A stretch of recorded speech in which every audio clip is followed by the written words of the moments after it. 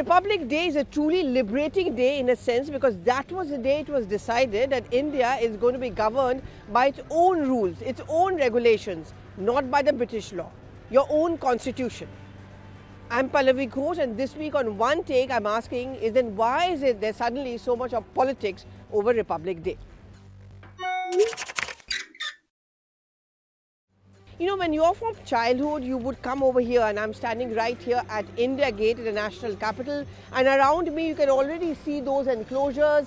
Chairs have been put up over here for the VVIPs. This time round, however, there would be no head of government or head of state as a chief guest. Normally, people have been coming here from abroad who have been a special guest every time a Republic Day celebration takes place. And the list has been long and illustrious, very powerful. Name them: Barack Obama while he was the President of America, Australia, France, all of them have very much been a part of the Republic Day celebrations. These are change times, these are COVID times, social distancing, and therefore India has opted out of inviting any of the VVIPs as special guests. In fact, when I'm standing right over here at the heart of the national capital, around me you can see already preparations are still going on for the big day, which is the Republic Day. That is because it's certainly a big event. The Prime Minister is here. The President of India, of course, flags off the procession. But why is this Republic Day special? Because lots of things have changed. One, the celebrations have actually begun before the real Republic Day. And that is when the Prime Minister had inaugurated the hologram in memory of Subhash Chandra Bose, because there was this feeling that the Bose legacy was never really acknowledged. But beyond that, I would say this time round the Republic Day has also taken a political turn because it's on the threshold of important state elections. Uttar Pradesh, Punjab, Uttarakhand, Goa, Manipur, of course. And therefore, there are certain states with an eye on polls who are doing their politics, or rather making a political point.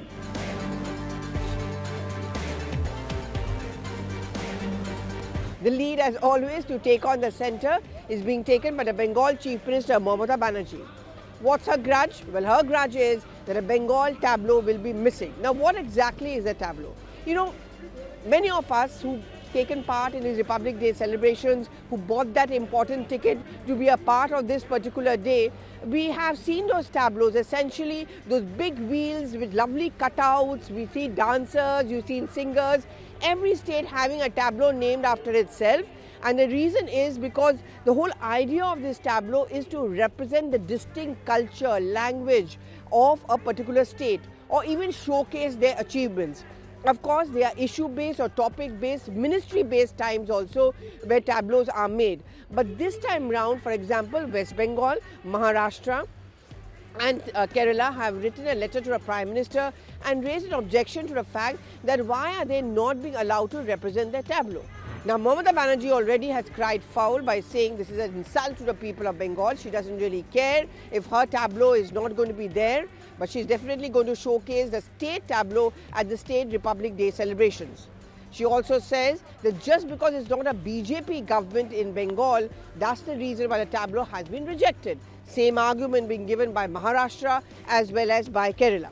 But if you go by the rules, and I'm going to try and explain why a tableau becomes important and how are they selected. But actually it comes under the nodal ministry of the Defence Ministry. A committee is set up, the committee refused, and the conditions, there are certain yardsticks which are used. There has to be a special event or some achievement which is associated with a tableau, and therefore a particular state is actually earmarked that kind of representation as far as these tableau rollouts are concerned. Now, according to a Defence Ministry statement, this time round West Bengal has missed out, or even Maharashtra and all have missed out. It's not because there's a political witch hunt, because in this the politics is, the class has got nothing to do with it. It's got nothing to do with the Prime Minister or with the central leadership. It's actually are those yardsticks which have not been fulfilled. Now, if you look at the statistics of the past, certain union territories, for example, Dadar and Nagar Haveli and all, have never ever had a tableau which has been showcased during the Republic Day. Maximum representations actually have come in for states, interesting, like Jammu and Kashmir as well as on Assam. At least 19 occasions on which Bengal or Maharashtra tableaus have been there the Republic Day.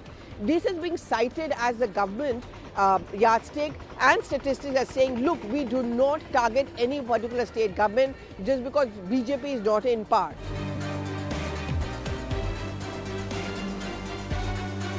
But politics is politics. It gets played out. And I don't think it's going to end anytime soon, because especially in the hustle and bustle of elections of, say, Uttar Pradesh or even in Goa, where the Trinamool Congress is trying to emerge as an alternative to BJP as well as a Congress party and take on the BJP, they're making the point that the BJP is actually scared of the Trinamool Congress, and therefore they're using every opportunity to try and sidestep or ignore or push out the Trinamool Congress, and hence Bengal Tableau is going to be missing this time round in Republic Day.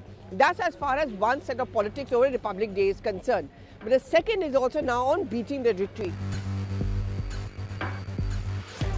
Now, beating the retreat takes place just 2 days. That's actually believed to be the end of the celebrations of India becoming a republic or having its own constitution. It's actually showcasing the skill, the culture, the wherewithal of our armed forces, and it's a beautiful sight which we actually see it over here at Rajpath, which is just right across from me, and it happens when sunset, and it's really very beautiful, and many of you must have also seen it.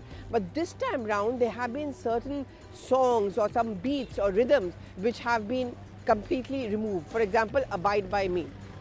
There has been politics over that as well. The Trinamool Congress specifically has again, and the Congress party has also attacked the BJP and the central leadership by saying yet another instance of intolerance. It's a hymn which was loved and appreciated by the Mahatma, and therefore their allegation is that the BJP doesn't care for the Mahatma, and that's the reason why this Abide By Me song is going to be a miss as far as beating the retreat is concerned. Politics over there once again. I've seen a quote by Derek O'Brien. He says, I'm a Christian and I don't remember this particular hymn, but the fact is that from childhood, we've grown up hearing this whenever we would watch the beating the retreat, and the government of course has scant regard for the Mahatma. Right behind me is actually, you can see India Gate. And that's where the Amar Jawan Jyoti. Again, politics over it, because Amar Jawan Jyoti has been merged with a war memorial which is not too far away from where I'm standing. What the government has done is that Amar Jawan Jyoti, which is the flame, the permanent flame in memory of the martyrs, that has been shifted from here, and what the government says has been merged with the war memorial, which is in memory of all the martyrs who fought for us, for our freedom. The opposition says it's been done in a scant regard for our norms. Yet another instance where the BJP doesn't even care for our culture or for our history. The government of course says this is not true. We've not extinguished the flame, we've just merged it. Another war which broke out was again right behind me, which was inaugurated by the Prime Minister, of the hologram, which is till now taking the place of Subhash Chandra Bose, where the statue is soon going to be erected. Now, again, I remember during the Bengal election, Bose became a tug of war between the BJP and the TMC. According to the BJP, the declassification of the Bose files was something which was taken up by the central government. The state government never been bothered to do anything about it for at least 10 years. Mamata Banerjee said that the Bose is a legacy which remains intact as far as the Trinamool Congress or the Bengal government is concerned. And therefore, the BJP is trying to play this politics because they want to make a foothold in Bengal. But in Bengal results, we saw that the BJP lost out and the Trinamool Congress was smiling, saying, look, this is what happens when you want to do politics over it. The criticism also has been that no investigation proper has taken place as to how did the Netaji die and why was a proper investigation not ordered, and this is something which only the central government or the BJP is thinking about, and the Trinamool government or the West Bengal government did not even bother about it. So legacy of the Netaji Subhash Chandra Bose has now become another tug of war between the central leadership, between the BJP and the Trinamool Congress, and I would say to a certain extent of the Congress party as well. As we do a recap and celebrate yet another Republic Day and coming of the own of India, the sad reality remains is, and here we are not taking pot shots at any political party, the politics can really not be far behind. When India first became a republic, it actually boasted the fact that now we were our own people. We had a mind of our own. We had a strongly fought freedom struggle against the British, one of the most powerful countries in the world, but we managed to overthrow them because of the grit and determination of so many Indians. And therefore, Republic Day is an occasion to be cherished, to showcase our strength, our commitment to independence. Unfortunately, in the last few years, it's become mired in politics, and this time round even more so, because as I said, the elections are just round the corner. Which raises the question again this week, and please respond to it on the social media timeline. Should occasions like an Independence Day and a Republic Day be a question of one-upmanship? Should political party use it to show their strength, to flaunt their strength? No is what most of the people are telling me. But what is your idea? Do exchange your points of view. Do respond to our social media timeline.